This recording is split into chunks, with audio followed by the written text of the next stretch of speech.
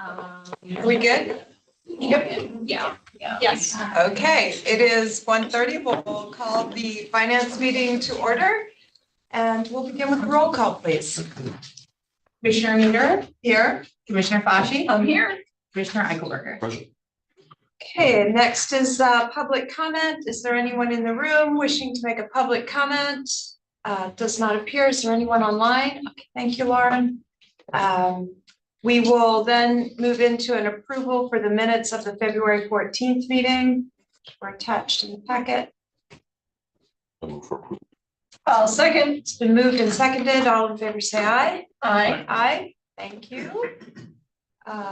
We will go right into the topics of discussion. It looks like we have CAEDC up first, so I'm not sure how you want to handle it. Good afternoon, commissioners. It's nice to see you all again. I'm Katie Gray from CAEDC. I'm here representing Cumberland County Industrial Authority here on behalf of IDA as well as Redevelopment regarding a cooperation agreement that is required for all RACP projects. So this is a cooperative agreement, if it's approved, between the county, a taxing authority, and the IDA. For a RACP that's in process, the project is known as the removal of blight and redevelopment at Carlisle Pike intersection. It is four plots of land on the corner of St. John's Church Road and Carlisle Pike in Hampton Township. In 2022, I believe it was May of that year, Cumberland Development was awarded a $1 million RACP to redevelop that area of land. And construction is complete, and this is the final condition to finish this project. I believe Chris Holli, who is a representative of the project, has called into the meeting. I hope he has, in case you have any project-specific construction-related questions. However, this is, again, a requirement of the RACP process where the grantee, in this case, the IDA, enters into a cooperation agreement with a taxing authority. And it essentially sets in motion sort of a cascade of how repayments are made if ineligible, if there are some ineligible things that need to be reimbursed back to the Commonwealth. So we already have in place a cooperation agreement between the IDA and Cumberland Development, which the developers have indemnified the IDA. This particular agreement, if approved, would have the IDA indemnify the county, and it basically puts the responsibility of any reimbursable costs back onto Cumberland Development. I will say this has never happened in the lifetime of the RACP process because of the checks and balances that are in place during the compliance phase of the project. But we are required to put these agreements in place in the event that something is overlooked and there is something that has to be reimbursed. So we just respectfully request your consideration of entering into this cooperation agreement. I will say, we bring these to the county from time to time. The last one we brought was in July of 2023, last year, for the Friends of the West Shore Theater RACP, also recently Carlisle Family YMCA, and an AHEC project as well. So we've done a couple in the last few years. They are ramping up again. So this one is for that one particular project on Carlisle Pike. So we'll be happy to answer any questions that you have, but thank you for the consideration. Katie, the only question I would have is, since I wasn't involved in those other projects, is this a document that is standard? Has it been approved by our solicitor? Yes. Okay. The language is fairly standard. It originates with the Commonwealth and the Office of Budget. It was reviewed by your solicitor. I believe I got his feedback 2 weeks ago, so it's been a recent review. Okay. Was this the RACP on the pedestrian improvements? I don't believe this is the same. Okay. One. This is the sheets on the corner of St. John's, right? It's the proposed sheets location. Now, I remember there was, I may be remembering incorrectly, there was a RACP for pedestrian improvements there. Okay. So what was this one for? Because construction is certainly not finished there. Is Chris on the call by chance? He is the representative that could speak. I apologize. I You don't see him. So what I can tell you, and I apologize because I've only recently stepped into this role and have tried to kind of get up to speed on the specifics of the project. I know that there were 4 plots of land on that intersection, and it had been designated as a blight. There had been some issues of that needed to be redeveloped, and I'm not sure. I don't believe that I believe they just cleared it, if I'm mistaken. Yes, that's right. Is So that the same it is project that cleared, you're yes, but referring to? construction has certainly not been, Demolitions. all is done is demo. So And that's what the project was. Yes, It was for okay. the demo, it was not for They're the not- construction. Right, they're not no, that's okay, they're not rebuilding anything, it was really to clear Okay. the blight.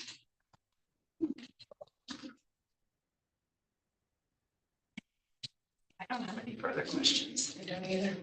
Harry, did you have any questions? Did you say there's a sheets going in there?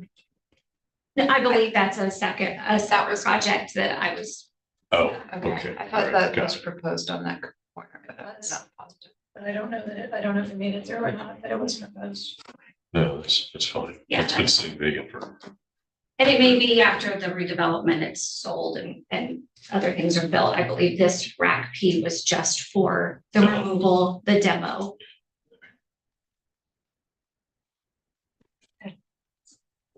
There aren't any other questions? I'll entertain a motion. I will move to approve the cooperation agreement with the Cumberland County Industrial Development Authority for obligation to reimburse expenditures related to the Redevelopment Assistance Capital Program grant for removal of blight and redevelopment of Carlisle Pike intersection.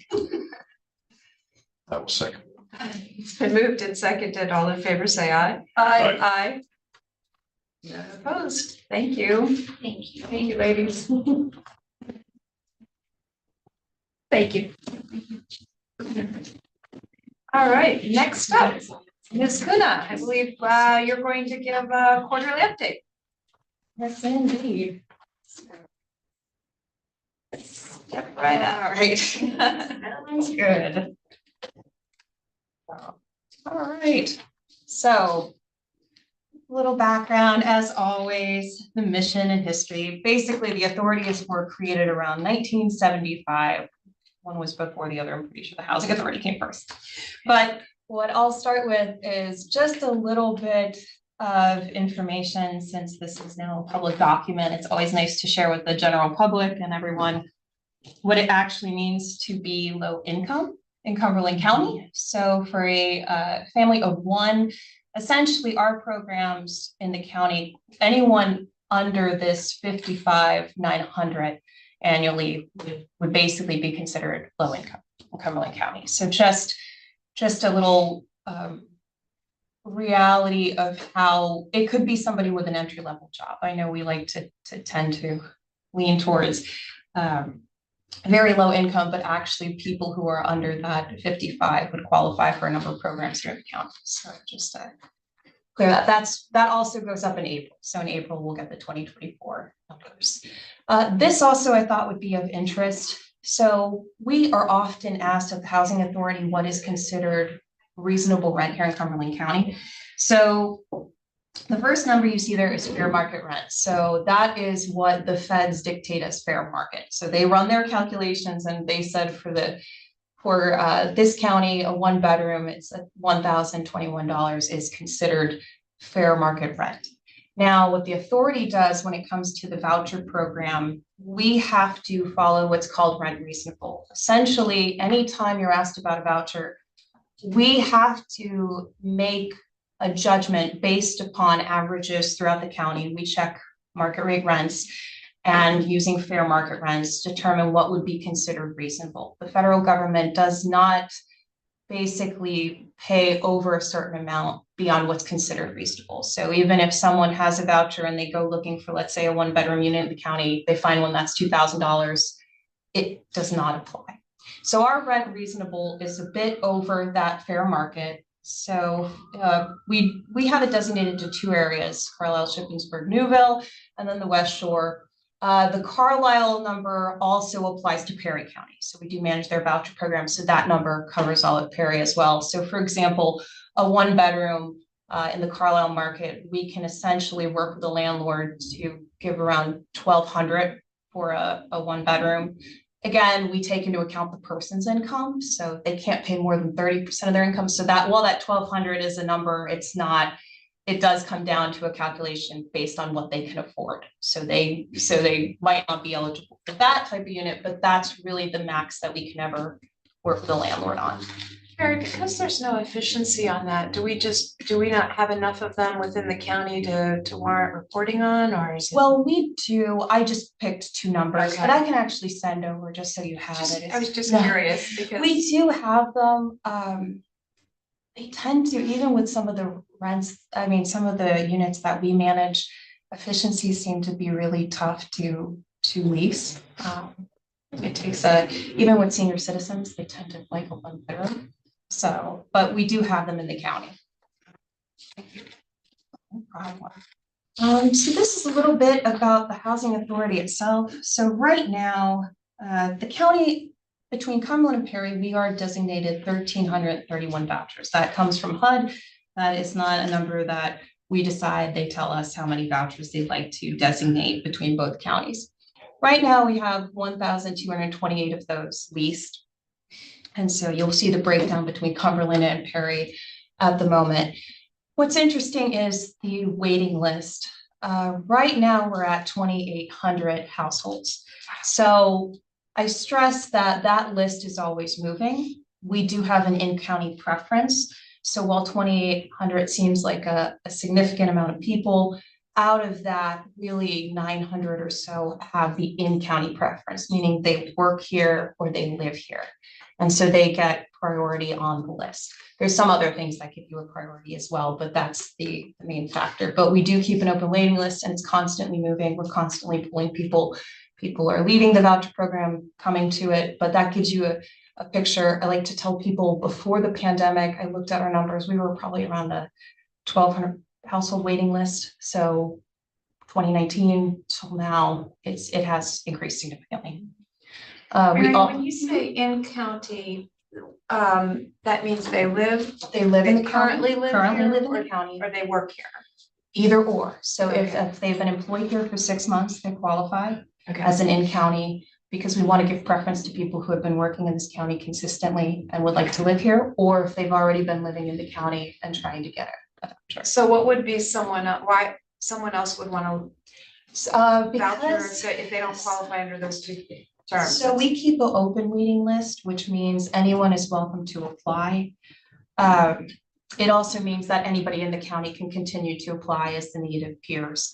You have people who will reach out from other counties who want to move to Cumberland. So we do have people who really want to live here, the same that at our growth rate, they want to live in the county. Sometimes people just apply to any open waiting list. I think they'll apply all over the country, but we do tend to see a lot from Dauphin County applying over here who would like to reside in Cumberland. We do get a significant amount from York County, so they are trying to move in. But again, if they don't have that preference, even working here, then it puts them a little bit lower on the list. Thank you. So they could be on multiple. They could be on multiple lists throughout the nation.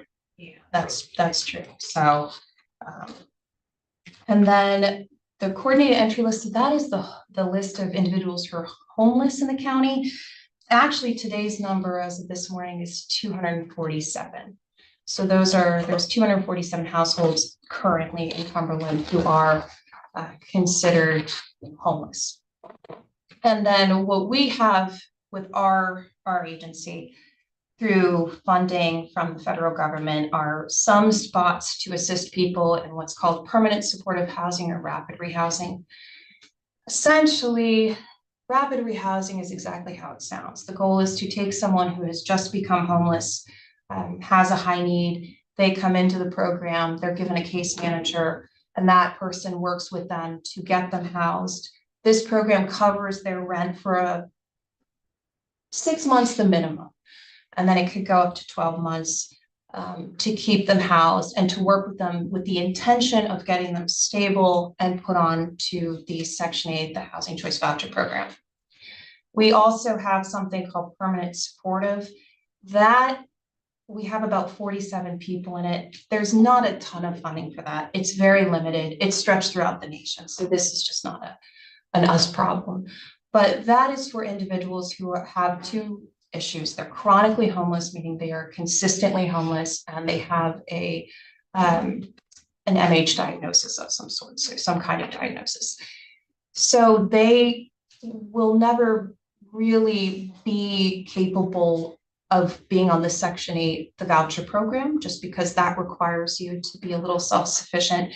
They need some extra help, a case manager. So those individuals are on that program, and they're permanently there. When somebody may roll off, move, some other things happen, then a spot opens and we pull someone who's there. But it's a different type of program. So, but they're both, I'd say the goal really is we can hypothetically, and what we're working on is you can move from homeless to the voucher program to self-sufficiency if we play the cards right, but we have to get it. So all the programs are starting to align in that respect. Public housing, we have 208 units in the county. The waiting list right now for that is 450 households. And just some, I mentioned this at the last update, but it's still happening at the moment. So there was in 2016 something called HOTMA that was passed, and they're finally implementing it. So we have the joy of being the group that gets to implement this. Basically, the federal government has evaluated the voucher program and over time noticed some things that could be changed. I'm not going to go into the big details, but it is a huge transition for us. It changes how we calculate income. It sort of removes some loopholes. It also focuses less on some specifics. So the staff have been going through a lot of trainings. We've been partnering with other counties. It's nice to see whenever anybody needs to do significant amount of training, almost every county decides to help each other out. And so we've been traveling all over the state doing different trainings as possible. So it's been good, but basically it just changes some of those things. So, you know, they don't discount disability payments now as part of income. There's some other nuances with student aid. So we take into account a lot when calculating a person's income. This has changed how some of that is done. So, and it expands the project-based vouchers. So it will offer some greater flexibility with the voucher program itself. It also has changed how HUD does inspections. So whenever we have to lease up a unit anywhere with the landlord, there are inspections that our inspectors have to go and do. HUD has changed that as well. The real difference becomes they are focused more on health and safety than aesthetics. Not to say they were really heavy on aesthetics, but they would focus a little. HUD had certain criteria, and so now they're trying to say, okay, let's look at really what the big issues are. Health and safety weigh far more than some exterior chipped paint. So we're looking forward to implementing those changes. We are going to do that with public housing starting in the fall. So we've pushed ourselves to the fall when they allowed us the opportunity. So, Mary, through that expansion, will we be able to serve more people? Will more people qualify? Will it be easier? I think so. Okay. I think it will be much easier. I do think it will be much easier. It will be easier once staff get used to it as well, because it's not requiring you to do certain deep dives into some things. The hard part is when you're asking people to provide so much information, that means they have to find that and have access to it. And sometimes that becomes a bit of a challenge and holds up the process. So it will make things a little bit easier. I think it will also help, at least even the inspection piece. It is going to focus on the big issues, which we do take into account generally, but it will allow us the flexibility to say, hey, does that really matter? At the end of the day, the goal is health and safety for these residents.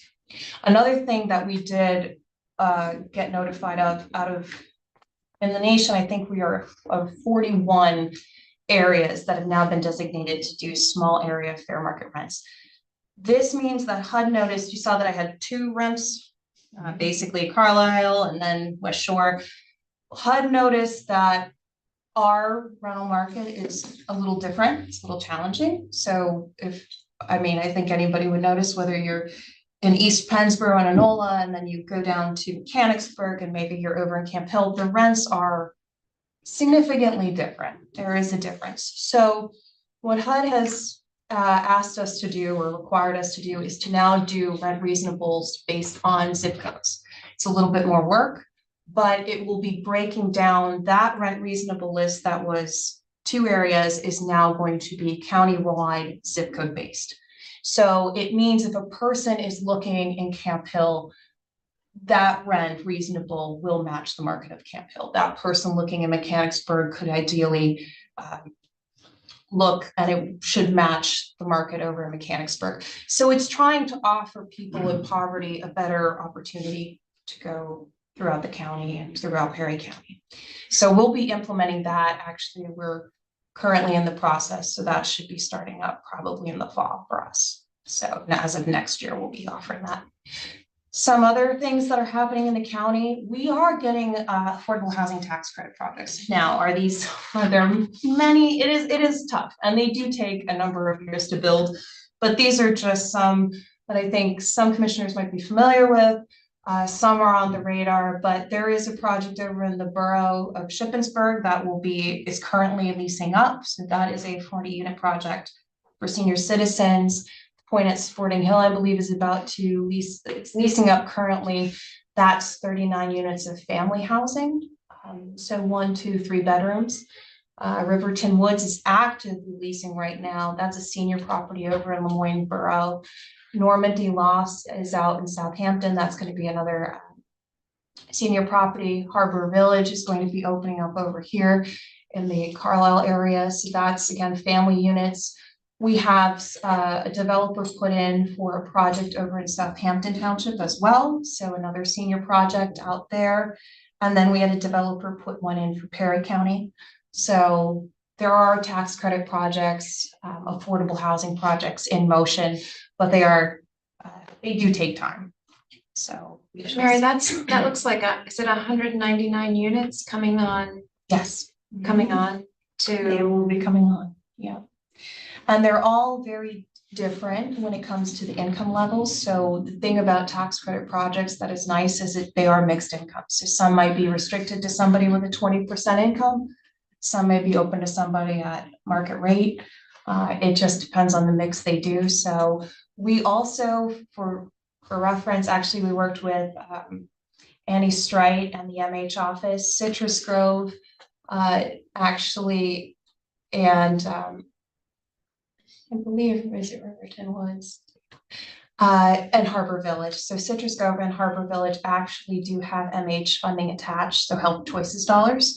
So in each of those projects, 2 of those units are specifically going to be designated for people with an MH diagnosis. So they will be essentially working with the MH office. And so having that type of housing designated and secured is also incredibly important. So that was helpful for those projects. So we're kind of layering Are it. those locations just market driven, or is there any top down type of guidance to locate things in certain places? So in this case, I think it was where developers find the need, but they actually get weighted based on the physical attributes of the land. So in Shippensburg, you'll see that they're near grocery stores, near public transportation. So the weight gets higher. So they're trying to find locations that are accessible, but they're also trying to find locations that are affordable for them to purchase. But that's how it tends to work. So they get the weight based upon if they're near amenities. Mary, is this round with all of these units one of the larger for recently bringing new units online for affordable housing, or? No, so these are each from a different year. So we had 2 in one year, 2 in another, but just the amount of time it takes to get them through the process. They do have after they close some time, but we usually do, depending on the developers that show up, we could have about 2 a year in the county. Okay. Yeah. Do you But know if there are two, well, you have those two in the hopper, I guess, yeah, Yeah. upcoming. we have a lot of developers looking, I'll say that. There have been Okay. plenty looking and calling. The challenging part with the tax credits themselves, they require. It doesn't make sense for a developer to do anything really under 40. They try to stick to 40 units. So finding a spot in the county that piece of land that's affordable, that you can put 40 units, because also PHFA takes into account how much you're spending on the land. So they'll come in and do their own appraisal, so a developer can't overpay for the property. So it is a very challenging numbers game for them, but we do have a number of developers looking in the area, so it'll be interesting. And there's a couple of sites that come up, so we've been trying to see if we can help partner them up. But This would seem to be slanted toward well-established developers because of the number of Yes. obstacles to it. Is there any opportunity for new entrants into it? Well, we're gonna try. So part of the new entry piece is we're going to try to leverage the county's home money and monies that we control as a county, because the tax credit program itself is incredibly expensive, the barrier to entry. So even just one developer, again, it's one developer, but the time you get through with the consultants and all of those pieces to get your application, they're in about 500,000, which we have so many smaller developers who want to come in and help in this county who are residents. So we're going to try to see if we can pair them up with the money we control. That might be a little bit easier to leverage than the tax credits themselves. They're a pretty heavy lift. No problem. So for the Redevelopment Authority, we're going to do a couple of things. So we have old monies coming in, essentially old loan programs. We lend out money to these projects. The monies are with that project for about 30 years. And a lot of the projects in this county are hitting those 30-year marks. So the monies are coming back. I'm trying to keep them in the same vein of what their original intent was. So we're going to be launching a redevelopment revolving loan program. That's just consolidating again all this old kind of cash that came in. We also have Street View. So Street View is a facade program we run in the county with CDBG funding. It's a grant of about $12,000. One thing you may notice moving forward is we no longer have the downtown coordinator position. Rebecca Urick has retired, and we have a lot of really strong downtown groups who have been taking on some great work. So the opportunity sort of showed to where do we go from here? And should we work with those downtown groups? Should CAEDC be the one doing more small business lending? So it just seemed like the right opportunity to put small business lending with CAEDC, work with the downtown groups to do some of that downtown development effort, and then keep our Street View program, which has been incredibly successful. But is there any way we can expand it? So if we're giving you just a grant to do some facade work, does it make sense to maybe offer you a loan that couples with that? So you are eligible for a grant and a loan to do more to your facade. Because again, the redevelopment piece is really we're looking at the physical building itself. So this is eligible to mixed use and commercial properties. We had 10 that were completed in 2023, 6 are currently in process for 2024. So the goal would be to sort of shift that small business loan program into this type of structure. So that's what we're going to propose this year for the CDBG allocation.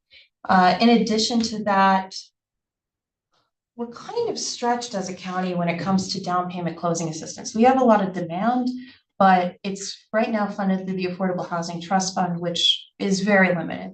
The state is looking at maybe expanding the law with that and allowing for counties to go after, to basically up their contributions to the Affordable Housing Trust Fund. But until that happens, you're constrained. It is a very limited resource.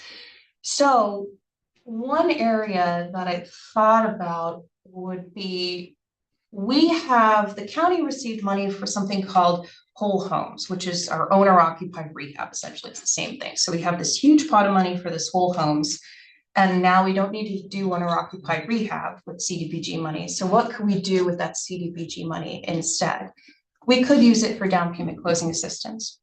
So while we have this extra flush of cash from the state that we're doing owner occupied rehab with, let's take that CDBG money and maybe repurpose it or apply it to down payment closing assistance. So we can do probably twice as many down payment closing assistance, keep the same guidelines the county currently has, the same program structure based on the Affordable Housing Trust Fund, but instead what we'll just do is shift the funding source, keep the same guidelines, free up a little bit of that cash, and then we'll look at owner occupied rehab maybe next year if this whole homes program from the state goes away. But it's sort of a shifting around of things, but the idea is maybe we can help more people free up some money since we have this other money. So we're doing a little shifting. We did this year, our CDBG application was actually it's online. So we've had multiple applications come in. It's gone really well and pretty smoothly.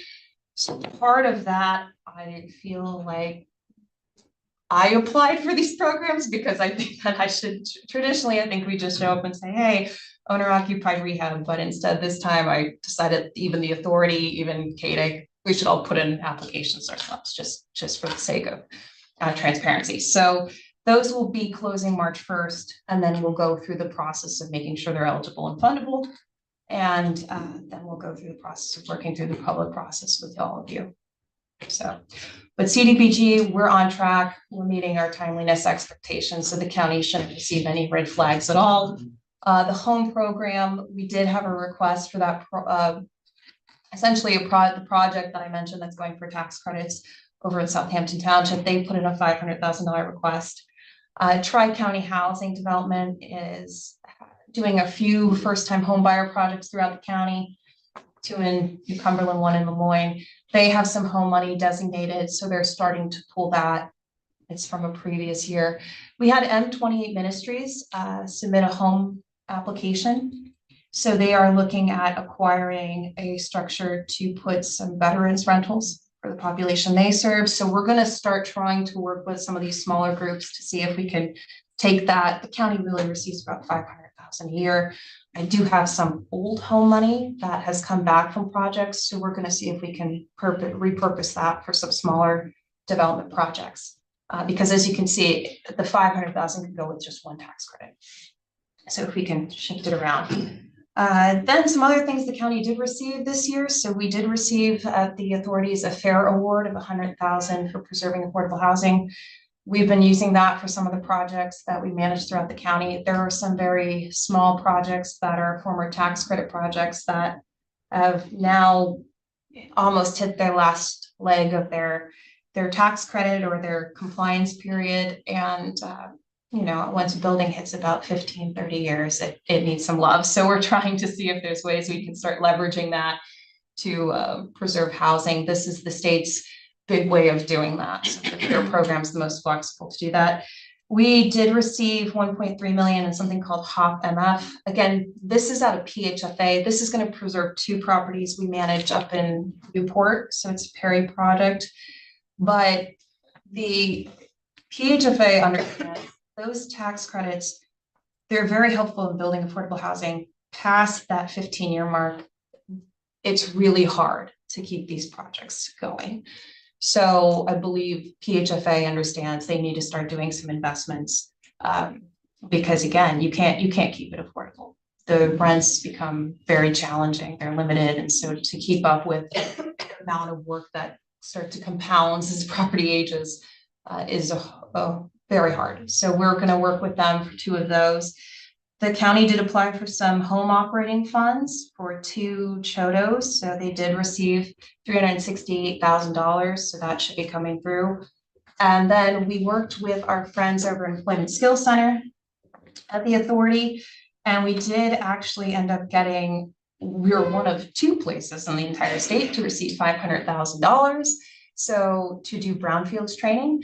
So Employment Skills Center had done this program a number of years ago when Carlisle was going through its big redevelopment plan.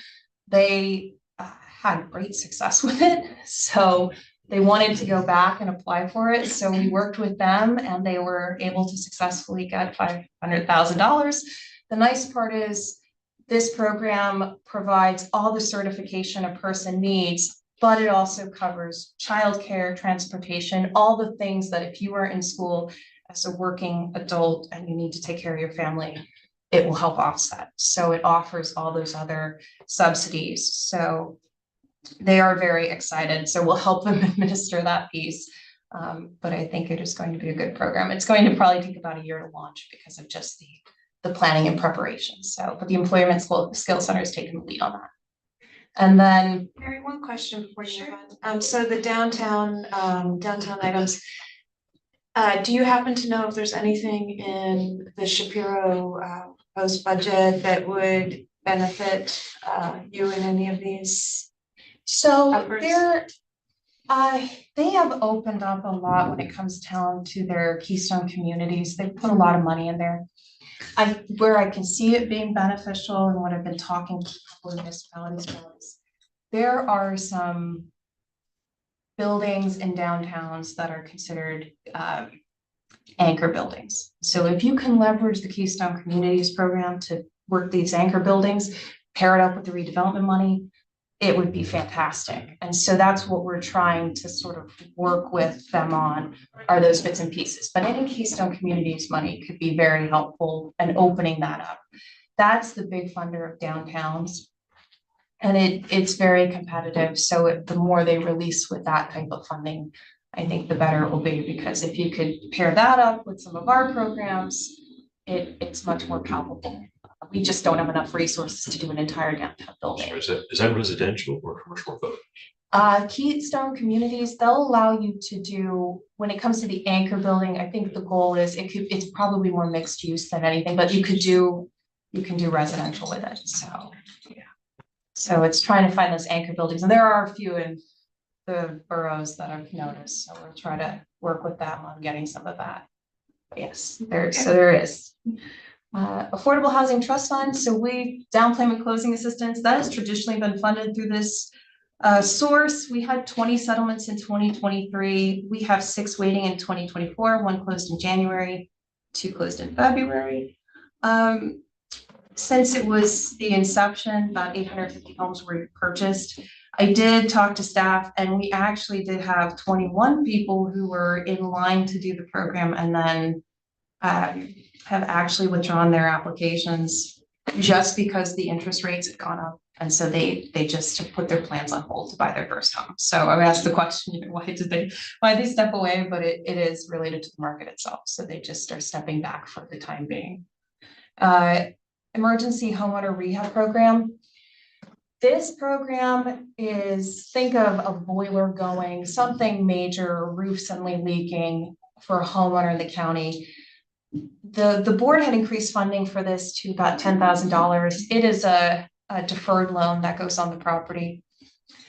Because we received so much money from the state to do home repair, this program really has been on hold for 2024. The other funding from the state, which needs to be used, can replace it for the time being. So we'll use it when it's needed. It's much more flexible because it is directly from the county instead of going through the state or through the feds. But for right now, there was 9 in 2023, but for 2024, since we're able to use the other funds and have to, we're gonna use those. We did do a soft cost loan to Fernandez Real Estate. Again, that project over in Southampton Township. Basically it was the same 70,000 that Harbor Village used that they returned. So we just relented. So that again is soft cost. So that will be once they get a tax credit allocation and they close on that, that money comes right back to the authority. We'll put it back out. Emergency Solutions Grant. So this is probably one of the only funds that funds a lot of street outreach and emergency shelters. It is small amount of money. It's a small amount of money that we get as a county. Super competitive. It comes down through the feds to the state. So DCD administers it. We received $260,000 for our 2023 award. We had from the nonprofits in the community a $560,000 request. We got $260,000, but everybody, it's sort of standard for us to get around 250, 260. So it was expected. Community Cares is going to receive $80,000 of that. And then should have folded that, but Domestic Violence Services was going to receive 20,000, New Hope Ministry 70,000, Safe Harbor 80,000, and then the administrative dollars. But those funds they're going to use for their specific needs, again related to homelessness. So we'll go through that with them this year, and then next year reapply with the state. But again, it sort of stays the same. Whole homes repair. This is the one that the state sent us 1.8 million as a county, and they're looking to make this program permanent. It was funded through some of the CARES money, so I'm not sure where they're going to get the money to make it permanent, but they'll figure that's bigger people than figure that part out. So they do want to try and make it permanent. But for now, what we have is 1.8 million. We have basically done, at this point, 14 grants over in 2023. The difference here is it is a grant to a homeowner. We have 6 that have been done for 2024. And the challenging part with this, at the end of the day, we can't find enough contractors. We have 72 people on the waiting list. We have more work than there are contractors. So we approve about 3 to 4 each board meeting, but finding contractors who are able to do the work and just have the time. You know, we actually grant under 25,000, so it does not incur wage rates, but even just being able to find them is the challenging part. So we have the same, 7 or 8 that participate, and we've done some outreach. We'll probably try to do more outreach, but just, I think on a normal day, contractors are swamped at the moment. So just having the pipeline has been a bit of a challenge.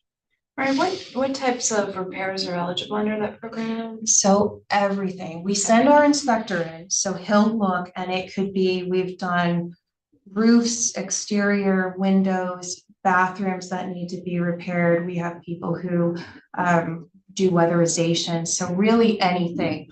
But our inspector goes in and does the work right up.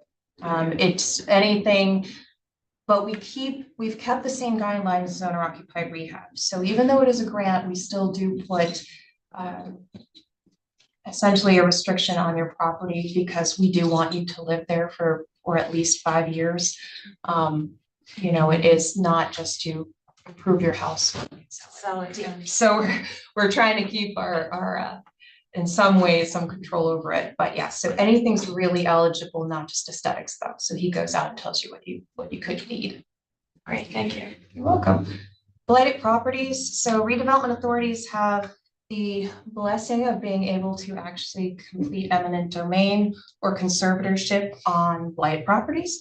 So they have to go through a process. We administer the county's Blighted Property Reinvestment Board and its blight process. As I tell everybody, it's not, you are notified consistently through this process. It is very time consuming on our end, but it is not just we show up and designate your property as blighted. It goes through a very public process. So the owner is notified numerous times. We have had a great deal of success. I changed this when I started in 2020. It has become a bit more streamlined. So at this point, we've had 7 municipalities participate. We have actually done conservatorship we're moving to do conservatorship in 2 of these. We've done 1 conservatorship in East Pennsboro. We also, one was going through conservatorship, but we negotiated with the new owner and had a bond posted so that no matter what, they had to fix the property. So they put up a bond for the amount of the work. The goal is to really either get voluntary compliance or repair the property. We just don't want a blighted property given to somebody who's going to keep it as a dump. So that's the goal, but we've had great success. Silver Spring submitted the most actually, and they've had the most voluntary compliance. Goal of voluntary compliance is please reach out to the township, sell your property, fix up your property, whatever you need to do, but do something. So it's been going very well, and great response. Is there any area that you think needs to be targeted more to clean up? Well, It tends to be, some of the boroughs seem to have much, a little bit more than others. I believe Mechanicsburg has a giant list. New Cumberland has been sort of really pushing a number of properties. East Pennsboro has a huge list. We've talked to Lower Allen. I think once they get the staff situated, they're doing some changes organizationally, but they're going to be sending over some. So, and Shippensburg, we're going to walk through with them because their code office has to be the municipality has to do the referral. It's really working through with them and their capacity. But it tends to be the boroughs have a few. Surprisingly, we have seen in the rural municipalities some that they just, like Lower Mifflin, we're working with them right now. They just have one, they couldn't figure out what to do with it, and we're the last resort. I'm surprised to hear you say about Silver Spring having so many, because the assumption was that the boroughs where the older development is, are the ones who are facing the biggest challenge. It's very odd, but they're in these little pockets and just don't go noticed. So you'll find them hidden away. And I think that's where some of the municipalities have started to step in and say, well, was there anything we can do? And you sure can. Like Hampton had two actually that they submitted, and you would never have thought, but again, it was just some older homes that are heading out of their municipality. And so again, there's more in the boroughs, but you'll find there are pockets everywhere. So as I see it, any type of land in this county, any type of existing housing is usable housing. We need it. The housing demand requires it. So if there is any way that we could start to utilize those underutilized properties, then we should do it. And so I think the municipalities are starting to follow that with us. So we did actually use the demolition fund that the county approved for 3 of those that had gone through the blight process. So we have been pretty active with them, making sure that when they're going through this blight process, they know that there is money there that's going to help remediate some of it. We have 20 programs that have participated so far through the demo fund. At this point, we spent a little over $400,000. So we keep getting more applications in, and we've tightened up the guidelines a bit. You know, every time somebody tries to find a loophole, we make a note and figure out if we're going to change it. So things are flexible. Again, so that has been going very well. That demo fund has been helpful in at least giving options to remediate some of this. Just some things about the authority itself. So we are in the process of doing a few things. The county needs to update its consolidated plan. It's a HUD requirement. There will be a significant amount of public outreach, and this will sort of designate what the county decides is its priorities when it comes to housing. So we did ask HUD for permission to get on the same timeline between the county and the borough. So it makes sense to put both together. If you're going to be doing outreach, do outreach countywide and in the borough separately. So that is currently out, and we should be receiving those back shortly. I am finishing up today a consultant RFP for public housing. There's some methodologies to transition public housing into new models. HUD has come up with different various ways to work with public housing and to put it in a more sustainable model. So I'll be working through a consultant, hopefully, to do that. Other counties have done it. We're not the first, but you need somebody to really take a look at the numbers and tell you if it makes sense to do it. Because right now, public housing is totally subsidized by HUD. So there are some models that can change that a little bit. We are doing our audit RFP that's out there in the public eye. We'll be applying for an emergency safety and security grant for public housing. With the rules changing, sometimes you need to update things. We can update cameras. We have to update the number of smoke detectors, the number of carbon monoxide detectors. So HUD has put out a funding source. We're going to go after that. There is another grant that we're going to apply for related to public housing called Jobs Plus. And the idea is to basically have staff work with individuals to get them job placements. So we'll be applying for that just to see. Maybe we'll get it, maybe not, but why not? We'll start applying for money if the public housing is eligible. Some events we have coming up. We will be doing on March 27th, our housing happy hour. We started these just to engage landlords. They have been successful because every time we've had one, we've had new individuals show up who are new landlords who want to learn about Section 8. The idea is to basically offer some food. Yeah, I tell everybody, we can't provide the booze, you can buy your own, but we'll give you the food. And we have staff on hand, so you can talk directly to a voucher rep who works with tenants and clients, who can talk to a landlord and explain what the benefits are, talk about any fears, any concerns, so they get to put a face with the name, actually talk through what the program is, so they can participate. On April 9th, we'll be doing our Reinvesting in Redevelopment conference at Central Penn College. We'll be highlighting reinvestment, like broad scale redevelopment in Cumberland County. I wanted to showcase really what type of redevelopment is here.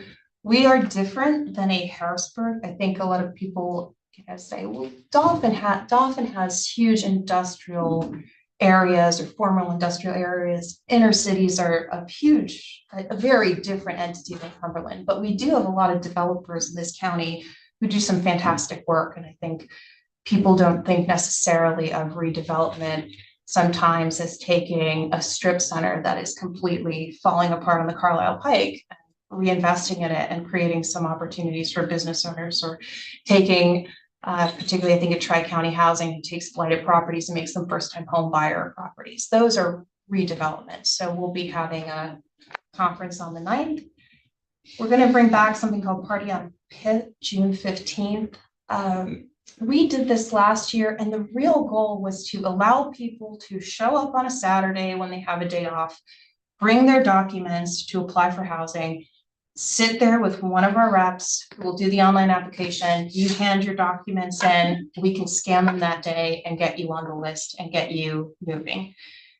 We were surprised at the turnout last year. Almost every nonprofit we talked to had people set and ready who came with their documents ready to go to get on that list. Because half the battle is making sure you'll send them a missing information letter. They were already prepped through their contacts. So we're going to do one again. We'll have we grill hot dogs, hamburgers, and offer food, and we'll probably do some stuff for kids. But the idea would be, hey, come on down. We'll be there on a Saturday, and we'll work with you right at a computer and get you applying for housing. So that's just a little bit about our community development conference. So that is where we're at right now with the redevelopment and housing authorities. So we are moving and shaking. It's going to be a pretty big year for the authorities, but everybody posted as things go along. Mary, I had one other question. One of your slides, you're updating the consolidated plan. You said it's a HUD requirement. I would imagine, I know Kirk Stoner is updating our comprehensive plan, and you've been in contact with him. I have. Okay. Yeah. So I asked Kirk how the plan was funded a couple of years ago, because we do it every 4 years essentially. And I did ask Kirk if we could put some county planning dollars towards it. I did send over the RFP to him to take a look, and I've been talking to him about the housing component of the comp plan. And hopefully we've talked through some of their needs with data. So hopefully if this consultant can give some of those pieces, it can help inform some of his future work. So we're trying to align them so that 2 birds, 1 stone type situation. That'd be good. So thank you. Thank you. So Mary, it's the one thing that we hear, I hear anyway, affordable housing all the time. So it's just good to see progress. So much. It is, and there's interest, and I give a lot of credit. There are a lot of groups trying to do something here in this county. So what we can do and try to help where we can, it takes a village. It really does. Yeah. All right. Well, thank you. Thank you so much.